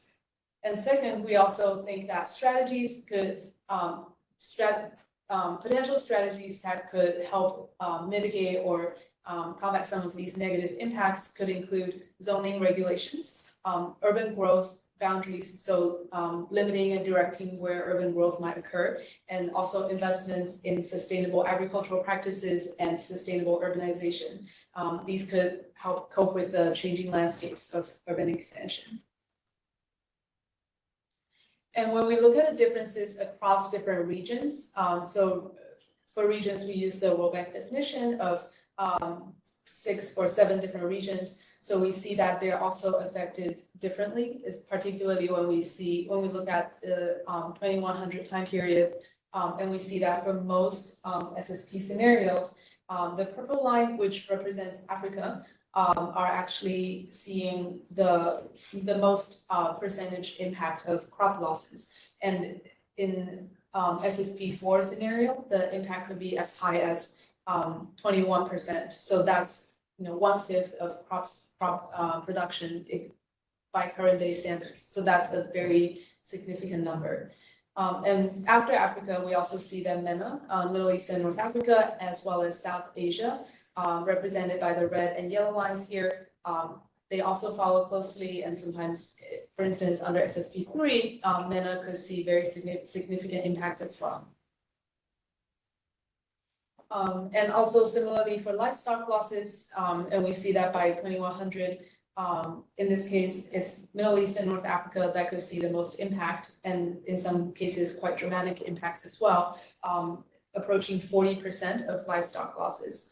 And also very significant impacts in Africa, represented by the purple line again.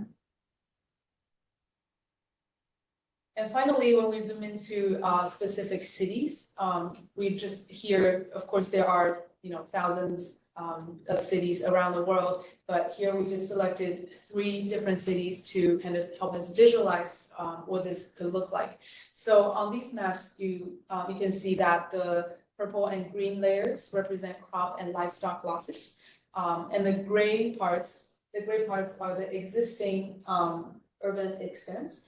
And the orange lines represent potential locations where urban expansion could occur. So we see in this case, in the example of Lima, Peru, by 2040, we could see a lot of infill development that's driving urban expansion. So we see like these pockets that's existing in the current urban extent is likely going to be filled up in the first half of the century.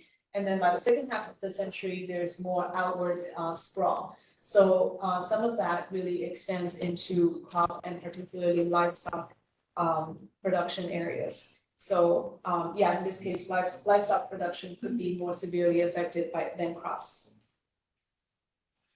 In the case of Nairobi, Kenya, we see some similar patterns, but notably the projected urban land extension is going to be a lot more sprawling than Lima. So while the current urban land extent might be a little more limited compared to Lima, we see a lot more expansion, rapid expansion that's going to be projected in the upcoming decades.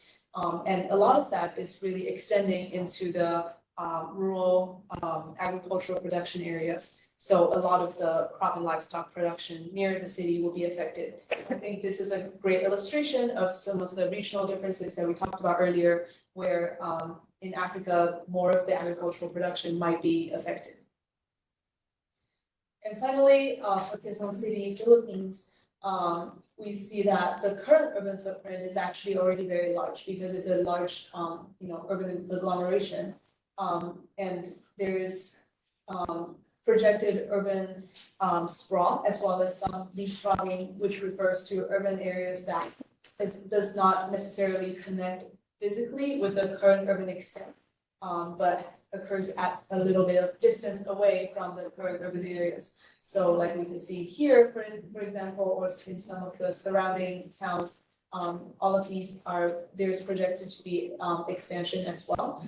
And in this case, similar to Lima, we see more livestock production in the surrounding areas of the city, and a lot of that is going to overlap with the urban expansion zones. So so I think these help us kind of understand the differential impacts of urban expansion, how they're not even across different climate scenarios and not even across different regions. And that kind of helps us get a higher level picture of in terms of prioritizing the different strategies that we may use that's fitted to the local context. And I'll pass it back to Hina. Great, thank you so much. So yeah, we don't have any geospatial analysis and fancy maps, so please bear with me as I wrap up kind of some of the findings. So we also did a correlation analysis. So for each of the SSP scenarios, the climate change scenarios, we estimated grid level regressions to look at the correlation between crop and livestock production at baseline for the year 2015 with projected urban expansion both in 2040 and in 2100. These correlations tell us for each of the scenarios how likely it is that a grid with a high crop and livestock production today will become urbanized in the future. And that really helps us understand if urban expansion will happen in areas with higher production, but it doesn't really tell us if more grids overall will become urban. But it's still useful for us to understand the incentives of grids for becoming urbanized.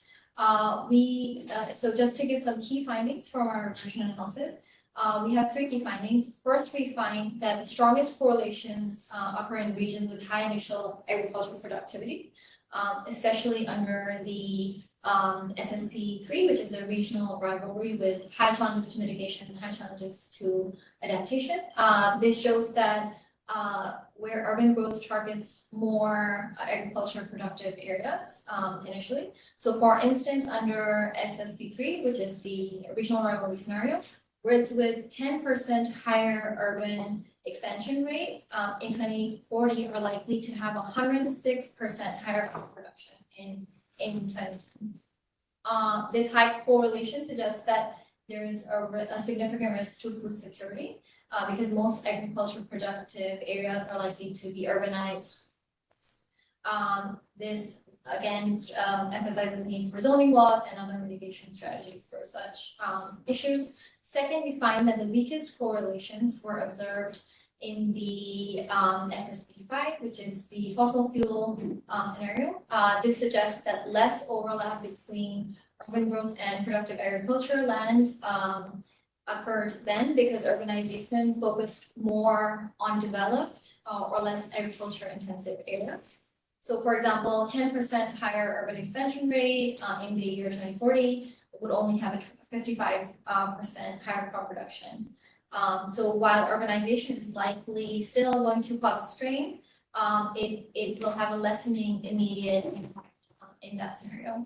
And lastly, we find that over time, the magnitude of correlation decreased for each of the scenarios by 2100 in comparison to 2040. So for example, for SSP5, which is the previous scenario we looked at, grids with 10% higher urban expansion rate were likely to only have 18% higher crop production in 2100 as opposed to 55% in 2040. So this means that while urban expansion continues to encroach on agricultural land, it gradually moves towards less productive or previously underdeveloped areas. So overall, Excuse me, and prior to you came, so to say, we opted for 20 minutes presentation. And it's 23 minutes now. It's not sort of super rigid, but if we shall have some time for questions, I suggest to wrap it up. Absolutely, yeah. So I'll just wrap it up with the key findings that we have, which are also the conclusion. So just to wrap up, our first finding is that the primary areas of conflict where urban expansion overlaps with agricultural land is largest seen in areas where we produce vegetables, fruits, poultry, and pigs, which has high implications on food security. The second key finding that we find that in the regional analysis, Africa in particular will face the most significant overlaps between urban expansion and agricultural land, especially in the inequality scenario, which is SSP 4. And the last finding that we have is that the correlation analysis shows that urban expansion is most likely to occur in areas that currently have the highest level of crop and livestock production, and that over time, the strength of this correlation will decrease, suggesting that urban expansion initially targets highly productive agriculture areas, but it gradually moves towards less productive or previously underdeveloped areas.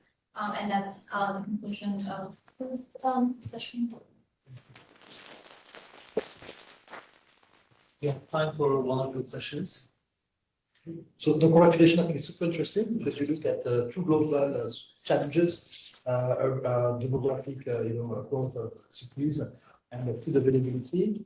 I think like in a country like Egypt, for instance, you have both the cities and the suitable land that are very close to the Nile, which means that when the city expands, it's going to destroy their crops. But there's no possibility of moving the crop further away into the desert. But there are places where you have a land that is suitable for agriculture, but it is not cultivated. So maybe as a complement, I don't know if you've looked at that. What are the land reserves and what are the countries that really under stress of losing the crop, and the countries that could actually react by displacing actually the production of agriculture? Yeah, so that's a good area of expansion. I mean, we did look into doing sort of case study analysis, and for which the 3 cities that we actually looked at, we tried to find a distribution between cities that had a high population density, low population density, and medium population density, which kind of shows us, the flexibility that a city would have to move into. But we haven't looked into like the specific case that you mentioned. That would be interesting. I'm going to layer on that. Because I think this is really important. What you're estimating, I'm assuming that that the agricultural frontier doesn't move at all. You're estimating like a maximalist effect of the urban transition, assuming that agricultural productivity remains the same, which is probably not true also. But you could just give some insight to the global distribution of this by just comparing the average productivity, which you could get using FAO data sets of the land that's not currently in urban, with the average productivity of the land that you predict to be transitioning in, which probably, like what I would expect is that, cities are formed around rivers and places of agricultural productivity. So if you urbanize all that stuff, you're going to have to do more land conversion in more marginalized areas. And you might be able to just kind of say that with the average productivity statistics for different countries. And it seems like you're masters at the geoprocessing of the data. So it shouldn't be too hard to take the layers and kind of overlay and look at where this stress is going to be higher. Because it seems like the MENA, like in the MENA region, there is not going to be a lot of unused productive land, whereas in other places there will be. And that, I think that's an important thing to highlight. Yeah, absolutely. So yes, and it's an assumption that we have for this paper, but it would be interesting to see, to look at the area that's not carbon productive. The potential. Potentially, productive land. Yeah, I think like just something simple would be. Contrasting Africa and MENA would be very interesting in this respect, because of the land reserves in Africa, but both regions are shown to be at risk for destruction. Yeah. Just one final, very fast question. Okay. So I also found these 4 crops. So you have vegetable, fruit, pig, and so this is probably mainly due to your consumption assumption. So these are not really foods. No, of course they're food, nutrition of food, but you are talking about food security. So if the main staples they are still okay, but these are all really depend on your assumption. I think because you were thinking about the urban people consume more of this type of crops, That's why we are more considerate. But if you with the assumption little modify it so that if they change and the people adapt, we'll have a risk scenarios. That would be hard. Right, so I mean, but like the adaptations around the. Yeah. No, I think based on. But I said that easy. Yes, I guess that's food for thought during the drinks. So I think.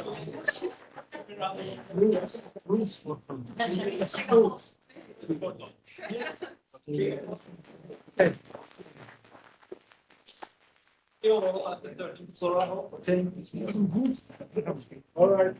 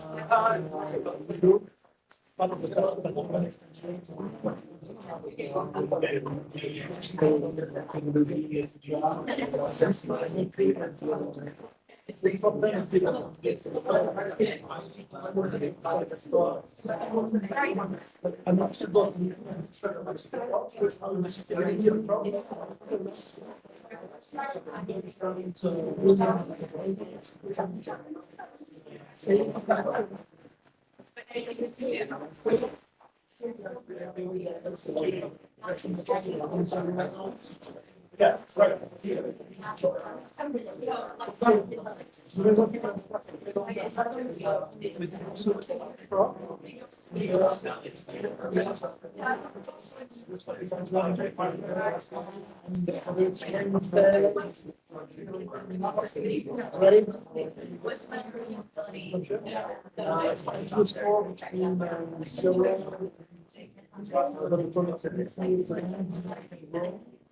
And that's the reason about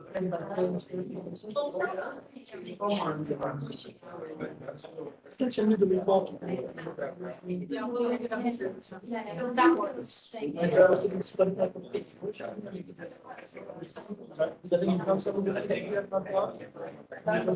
Right, but it's still, you